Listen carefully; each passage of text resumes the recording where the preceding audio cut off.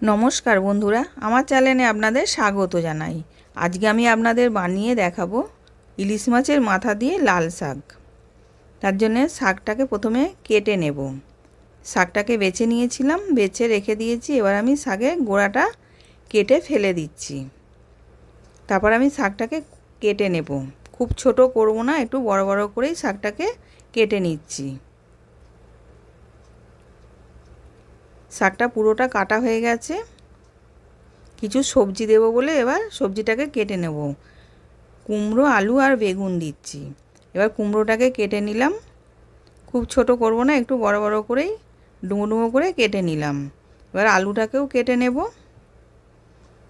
ওরম করেই ডুমো ডুমো করে কেটে নিচ্ছি। আলুটাও কাটা হয়ে গেছে। এবার বেগুনটাকে কেটে নিলাম।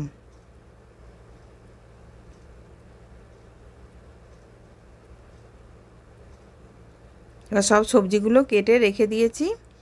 এবার ইলিশ মাছের একটা মাথা নিয়েছিলাম, এবার ওর মধ্যে নুন আর হলুদ মাখিয়ে নিচ্ছি।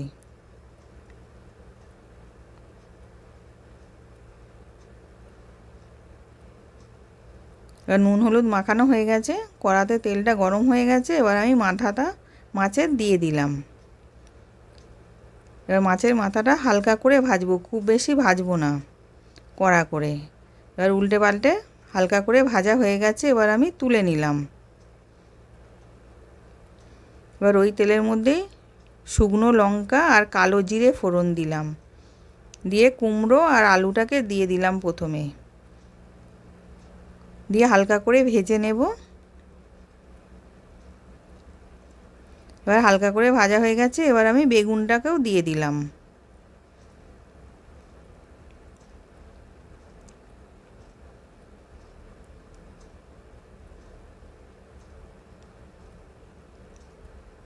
এবার বেগুনটাও ভাজা হয়ে গেছে। ওর মধ্যে হলুদ গুঁড়ো, ধনে গুঁড়ো,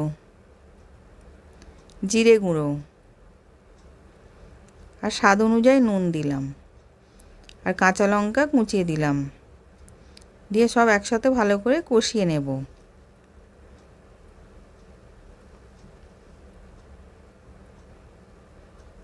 এবার সব কষানো হয়ে গেছে। এবার আমি শাকটাকে ওর মধ্যে দিয়ে দিলাম,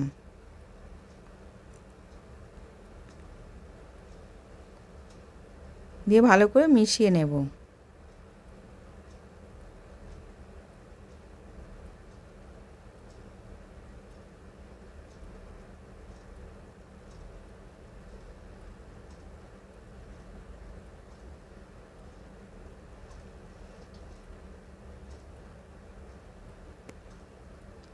এবার শাকটা ভালো করে মেশানো হয়ে গেছে। এবার মাছের মুড়োটাকে দিয়ে দিলাম।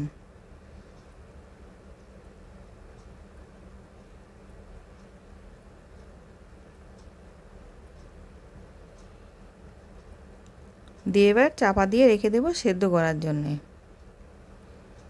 এবার চাপাটা খুলে নিলাম, নিয়ে দেখলাম এবার সেদ্ধ হয়ে গেছে সব।